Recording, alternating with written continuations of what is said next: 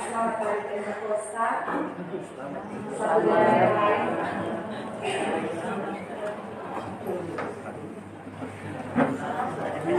Puji Tuhan. Di hari ini semua orang percaya, bahkan seluruh gereja Tuhan, merayakan hari Pentakosta. Saya rasa kita semua tahu apa arti Pentakosta ini, yaitu hari ke-50 sesudah hari Paskah atau hari kebangkitan Tuhan Yesus. Dan dikatakan hari Pentakosta disebut juga sebagai hari ketuanan Roh Kudus, di mana Allah sendiri yang telah menyatakan keselamatan di dalam Putranya Yesus Kristus, yang telah naik ke sorga pada hari yang ke-40 setelah kebangkitannya, dan kemudian dari tempat Allah yang maha tinggi dalam tata kerajaan sorga, Dia menganugerahkan, mencurahkan Roh Kudus. Jadi yang tepat adalah Pentakosta, bukan Pantekosta. Karena dari segi tata bahasa, Penta 50. Atau mungkin kita dengar ada grup Pentatonix, itu berarti anggotanya ada 5. Kejemaat yang diberkati Tuhan, kalau kita memperhatikan dari kalender gerejawi yang ada, sebenarnya pemaknaan tentang Trinitas sudah sangat jelas. Dimulai dari Advent. Dikatakan pada minggu-minggu Advent, gereja Tuhan sementara terarah kepada Allah. Allah yang mana? Allah siapa? Allah sebagai pencipta, Allah yang menciptakan dari yang tidak ada menjadi ada, Allah yang berkuasa atas segala sesuatu. Kemudian setelah minggu Advent, kita masuk pada perayaan hari Natal, bahkan sampai pada Paskah, sampai pada kenaikan Yesus Kristus ke sorga. Artinya apa? Kita sementara terarah kepada peran melalui putranya yaitu Yesus Kristus. Dan hari ini kita ada pada hari di mana Roh Kudus dicurahkan dan dianugerahkan bagi semua orang yang percaya kepada Tuhan. Jadi seolah-olah sebagai gereja kita terarah untuk ada di jalur yang benar, keep on the track. Kita memaknai dan menyelami Trinitas itu, Tritunggal itu. Jangan ketika orang tanya dengan orang, maksud itu Tritunggal, apa maksud itu Trinitas? Ya, untuk orang Kristen, orang gereja tidak mampu menjelaskan. Sedangkan orang di luar yang tidak mengerti. Untuk orang itu di dalam, jadi sesuai kalau orang ingin tahu apa itu makna, apa arti dari Tritunggal itu sendiri. Jemaat yang dikasihi dan diberkati Tuhan, ada orang yang mengatakan, oh kalau begitu orang Kristen menyembah 3 Tuhan ya. Jadi ada Tuhan Allah, ada Yesus Kristus, ada Roh Kudus. Itu pemahaman yang keliru, saudara. Itu pemahaman yang sangat salah. Karena dari Trinitas, dari Tritunggal itu sendiri kita belajar bagaimana eksistensi. Eksistensi itu berarti kehadiran. Kehadiran Allah dalam 3 perannya. Allah sebagai pencipta, kalau kita membaca dalam Kejadian 1 ayat 3, Roh Allah melayang-layang.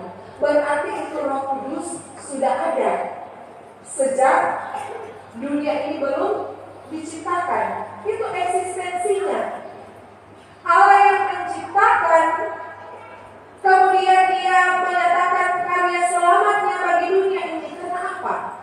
Karena dunia yang sebelumnya diciptakan dalam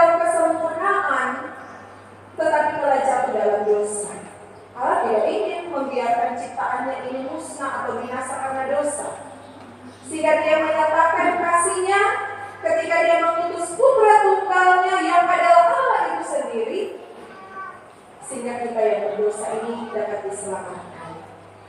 Setelah kita menerima keselamatan, apakah manusia telah benar-benar suci dan kudus? Tidak. Karena buktinya orang masih melakukan dosa, Pak. Atau ada di sini yang sudah diri dosa? Ada di sini yang sempurna? Ada di sini yang merasa tidak pernah melakukan kejahatan, kesalahan? Tidak. Kita semua berdosa. Oleh karena itu kita datang kepada Tuhan.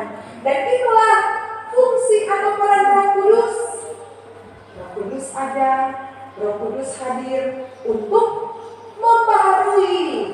Jadi orang yang sudah diselamatkan, orang perlu Roh Kudus. Supaya Roh Kudus yang akan mengingat-ingatkan kita.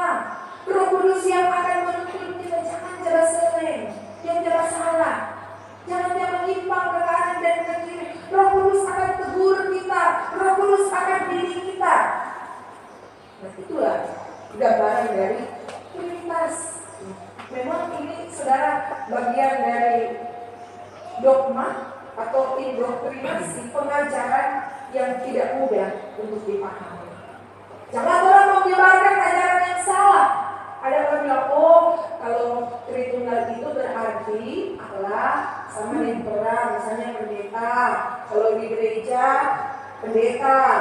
Kalau di kampus, mahasiswa. Kalau di rumah, seorang mama. Itu pemahaman yang keliru. Itu salah. Jadi kalau orang nak mengerti, jangan orang mostel mengajar dan akhirnya jadi pengajar sesat.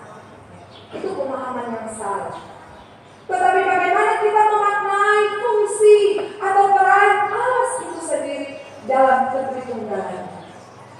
Saudara-saudara, ibaratnya Allah sebagai pencipta ketika kita membeli mobil.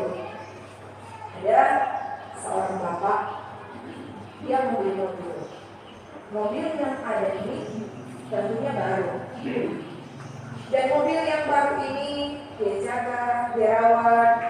Tetapi sayangnya, bapak ini memiliki seorang anak yang suka berjudi. Kebiasaan yang parah, kebiasaan yang buruk, sehingga mengakibatkan dia harus kalah. Dan karena kekalahannya itu, dia harus bayar. Dan akhirnya apa? Dia pinjam uang kepada rentenir. Namanya juga rentenir, bunganya berlipat-lipat. Ganda, saudara-saudara. Sehingga ketika anak ini tidak mampu lagi membayar hutangnya, maka rentenir itu sita. Dia sita mobilnya. Bapak ini tentu dia berusaha bagaimana caranya untuk dapat menebus kembali mobil yang telah diambil oleh rentenir.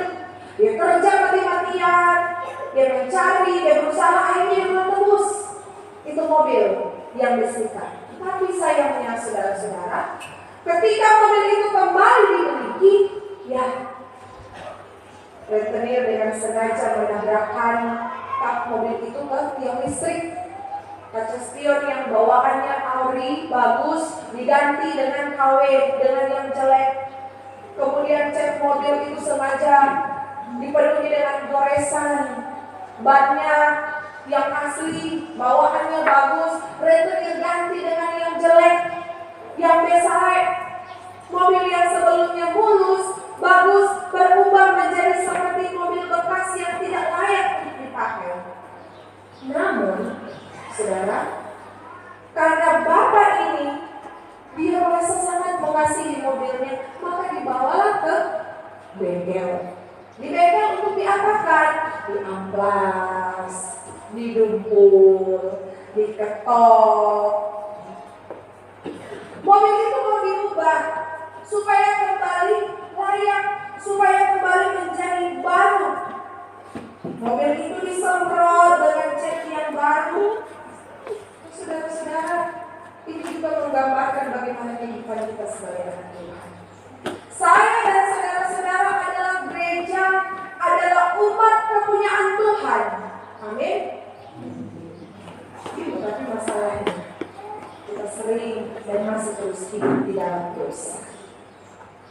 Ada seorang bapak Ketika membaca Alkitab, ilmunya pendidikan, sokabur kita perkenalkan. Sebenarnya cara kalian, ini Alkitab penulisan kecil sekali. Kalau kita bisa, Bapak, mau pendeta. Maka kalau dia dulu dan Bapak, langsung terang sama dengan putih, menyala ya. Ada orang yang menyatakan sudah menerima Roh Kudus, tapi ketika tersinggung dengan perkataan orang lain, 3 uppercut langsung melayang, 5 straight leg langsung melayang. Apakah itu menggambarkan bahwa kita telah hidup dalam tuntunan Roh Kudus? Karena sesungguhnya saya dan saudara-saudara saat ini sedang ada dalam tahap reparasi. Kita sementara diperbaiki, kita sementara diketok, kita sementara diamplas, kita sementara dilas. Dan itu adalah bagian dari pekerjaan Roh Kudus. Siapa sang montir agung ini? Tidak lain dan tidak bukan adalah Roh Kudus itu sendiri. Roh Kudus yang membentuk kita, Roh Kudus yang mengubah kehidupan kita, supaya sebagaimana Allah menciptakan manusia dalam kesempurnaan, maka ketika pun kita akan kembali kepada Bapa, kita tidak terikat dengan kuasa dosa, kita hidup dalam pertobatan. Itulah gunanya Roh Kudus. Itulah pekerjaan Roh Kudus yang mempengaruhi pekerjaan Roh Kudus yang memulihkan kehidupan saya dan saudara-saudara. Jemaat yang diberkati Tuhan, makanya jangan heran kalau dalam Markus 3 ayat 29, coba orang baca di sini. Markus 3 ayat 29. Firman Tuhan dengan jelas mengatakan apa?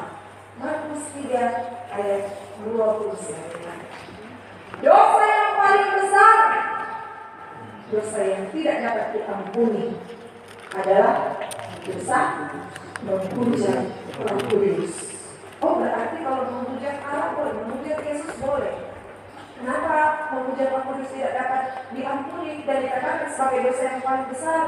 Karena Roh Kudus, saudara-saudara, perannya adalah mempengaruhi. Kalau orang menolak Roh Kudus, tidak terima Roh Kudus, orang menyangkal Roh Kudus, orang menghujat Roh Kudus, sampai pada tahap akhir, kemudian tidak ada kesadaran, tidak ada pertobatan, maka ingat, dosa itu Tuhan yang bisa ampun. Karena kita tidak mampu peka untuk meresponi kuasa Roh Kudus yang telah dianugerahkan dalam hidup kita. Jangan mengeraskan hati, saudara-saudara. Ketika kita diingatkan oleh firman Tuhan, mulut yang kasar diketok lewat firman supaya apa? Supaya jadi halus. Hati yang penuh karat ini harus diketok atau diamplas supaya jadi mulus itu hati. Jangan simpan-simpan akar pahit, jangan simpan-simpan kebencian.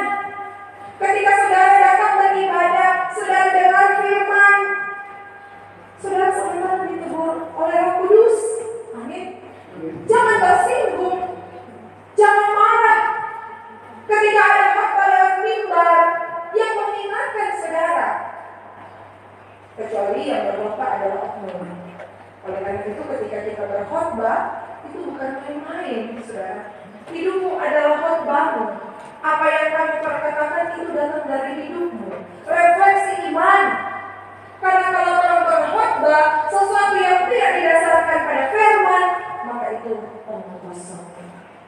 Ketika seorang berkhotbah, pendeta persiapan. Jangan kira cuma mau turun dari langit, ada kuasa Roh Kudus kok, pendeta kok hari-hari kok mau melayani. Dia ada hari-hari, saudara. Orang harus mempersiapkan diri. Firman apa? Maka itulah yang dikembangkan. Jangan berkhotbah karena sebatas ada kepentingan. Itu gak baik sih. Apa kita sebutnya? Pas-pas. Apa nih Alo ini? Minum kok 3 tahun ini. Kita semua pasti upaya. Kita memang gak ser-ser. Pas kita PKD. Pembapa memang kita mau amplas dulu pada dia, kita mau gosok kepada dia di khotbah. Itu batu-batu masih. Apakah pelayanan itu akan diberkati? Tidak. Tidak akan diberkati. Karena bukan Roh Kudus yang bekerja, Roh Kudus. Karena ketika seorang mau melayani Tuhan, harus melayani dalam kekudusan, melayani dalam kemuliaan. Jangan melayani karena merasa mau menjatuhkan orang lain, mempermalukan orang lain. Firman Tuhan berkata, kalau engkau mau menegur saudara, tegurlah dua mata. Dengan maksud untuk membangun, bukan untuk bikin paket. Berdosa itu saudara-saudara. Memang benar, firman Tuhan untuk menegur. Tapi ketika engkau ada dalam perkenanan Roh Kudus, bukan karena ada kepentingan tertentu, ada maksud tertentu. Kalau begitu apa bedanya dengan sambutan? Sudah sama dengan sudah dari berbeda dengan sambutan. Karena ketika kita menyampaikan kebenaran, itu ada dalam tuntunan Roh Kudus. Orang juga bergumul. Firman Tuhan itu seperti pedang yang bermata dua, bukan cuma mencucu ke saudara-saudara, tapi juga menusuk saya sebagai seorang pembicara rohani. Bukan jatuh ujung-ujung begini, waktu tidak cari. Ada apa? Pendeta.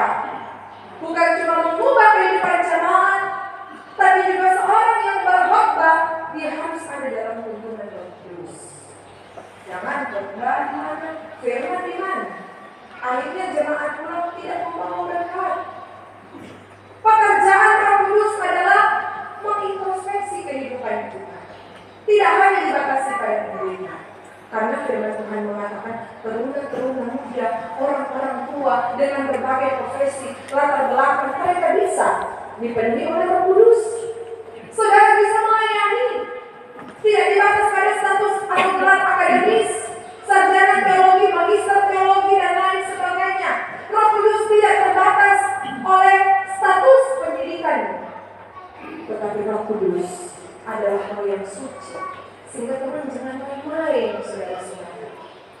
Dikatakan dalam Galatia tadi, Galatia 5 ayat 22 dan 23, indikatornya orang yang dipenuhi dengan Roh Kudus memiliki 9 buah roh. Kasih, kesabaran, sukacita, damai, kemurahan, kebaikan, kesetiaan, dan penguasaan diri. Roh Kudus akan selalu bergetar di dalam hati kita. Aduh, kita suka sekali memakai yang goreng, hari ini. Ya, jika mari berobat, sekosong, senyata beroi. Ya, bagaimana ini? Kadang-kadang pas masuk dapur, di depan ayam, dan paksa diri. Bro, ini Tuhan ada kiri, Tuhan tahu memang kita suka sekali memakan ayam goreng, so pas-pas ini. Nah, Firman punya, kumpasnya ini ayam cuma ada bandingan, ada jalan suara. Saudara, apa yang saudara-saudara akan lakukan ketika ada di titik ini? Mempotong jo, asik pak, Firman yang tahu. Tapi Roh Kudus akan menegur. Keluaran 20 ayat 15. Apa itu? Jangan mencuri. Jangan mengambil milik orang lain. Jangan mengingini milik orang lain. Firman ayam. Orang tahu firman, saudara. Roh Kudus akan menegur dan mengingatkan. Jangan. Lain halnya. Ketika kita ada diperhadapkan dengan pilihan-pilihan ismu, KB atau enggak? Alkitab tidak bilang betul KB. Alkitab ada bilang, anak cuculah dan betapa banyaklah penuhilah bumi ini. Bagaimana ya? Di Alkitab tidak bilang yang boleh mau oplas. Jadi kalau pendeta hidung minimalis begini, boleh operasi plastik jadi hidung mancung. Kalau di Alkitab tidak bilang bahwa boleh. Tetapi apakah benar? Lantas dengan mudahnya kita mengikuti ego kita, keinginan kita, kemauan kita secara pribadi tidak, saudara. Karena Roh Kudus yang akan menuntun kita pada waktu benar. Tahu-tahu Tuhan dah kasih hidung bagus ada di lubang 2, kita Tuhan memberi lubang 5. Bersyukur dengan apa yang ada. Roh Kudus akan mengingatkan. So tahu-tahu ada kemampuan cuma 1 anak dia terpaksa jadi 5. Hanya untuk anak kelaparan, nggak mampu mau sekolah, nggak mampu mau didik, tambah anak terus. Roh Kudus akan mengingatkan kita. Roh Kudus akan berbicara. Roh Kudus yang akan menuntun kita. Apa yang kita mau miliki, kita mesti mau bagaimana. Jangan orang mengeraskan hati. Karena ibu-ibu dia tuh bertambah banyak, penuh di bumi. Keras terus dia kalau beranak. Akhirnya apa? Sudah mampu mengurus. Berdosa, saudara-saudara. Sebagai orang tua yang memiliki tanggung jawab untuk memberikan pendidikan yang terbaik, jangan untuk anak kelaparan. Tidak bagian dari peran utama Roh Kudus dalam kehidupan kita. Saudara-saudara yang diberkati Tuhan, sebagai hamba Tuhan, sebagai pendeta pun seringkali diperhadapkan pada pilihan yang tidak maksud bagaimana. Ada seorang pendeta jam 7 berkhotbah, setengah 7, kemudian suaminya sakit. Nah, bagaimana? Teman pendeta bilang, mesti ibadah, mesti tetap melayani, mesti tetap khotbah. So berjanji ke Tuhan, atau mau melayani Tuhan, baik atau tidak baik waktunya. Kemudian pendeta ini katakan itu, bagaimana yang berjanji ke Tuhan akan mendampingi kita berpasangan dalam sehat maupun sakit, dalam suka maupun duka. Dua-dua ada berjanji ke Tuhan. Nah, untuk gimana? Mulai ini seperti apa?